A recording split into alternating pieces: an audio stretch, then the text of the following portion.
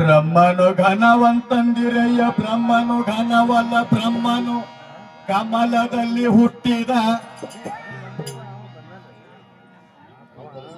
ಕಮಲವು ಘನವಂತಂದಿರಯ್ಯ, ಕಮಲವು ಘನವಲ್ಲ, ಕಮಲವು ಕೆಸರಿನಲ್ಲಿ ಹುಟ್ಟಿತ್ತು.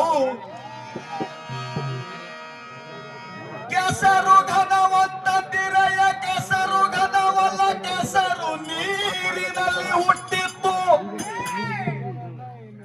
ನೀರು ಘನವಂತಂದಿರಯ್ಯ, ನೀರು ಘನವಲ್ಲ, ನೀರು ಸಮುದ್ರದಲ್ಲಿ ಹುಟ್ಟಿತ್ತು. ನೀರು ಸಮುದ್ರದಲ್ಲಿ ಹುಟ್ಟಿತ್ತು.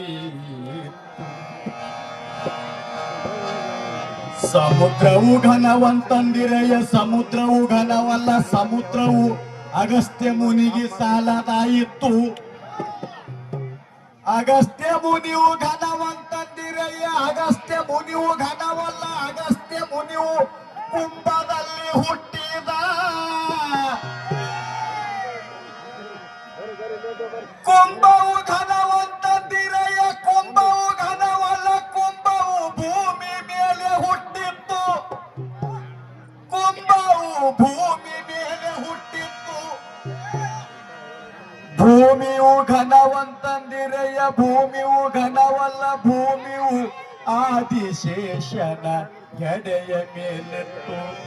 ಆದಿಶೇಷನ ಎಡೆಯ ಮೇಲಿತ್ತು. ಆದಿಶೇಷ ಘನವಂತಂದಿರಯ್ಯ, ಆದಿಶೇಷ ಘನವಲ್ಲ, ಆದಿಶೇಷನು ಪಾರ್ವತಿಯ ಕಿರುಬೆರಳಿನ ಉಂಗರಕ್ಕೆ ಸಾಲದಾಯಿತು. ಪಾರ್ವತಿಯು ಘನವಂತಂದಿರಯ್ಯ, ಪಾರ್ವತಿಯು ಘನವಲ್ಲ, ಪಾರ್ವತಿಯು ಪರಮೇಶ್ವರನ ಎಡತೊಡೆಯನ್ನು ಬಿಟ್ಟು ಬಲತೊಡೆಯನ್ನು ಅರಿಯದೆ ಹೋದಳು.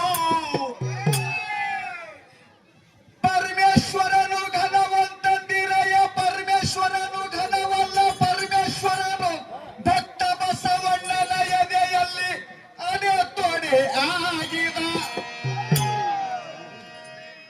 ವೇದಗಳು ಸಾರಿದವು ಎಂದಾತ ನಮ್ಮ ಅಂಬಿಗಾರ ಚೌಡಯ್ಯ, ಅಂಬಿಗಾರ ಚೌಡಯ್ಯ ನಿಜ ಶರಣು.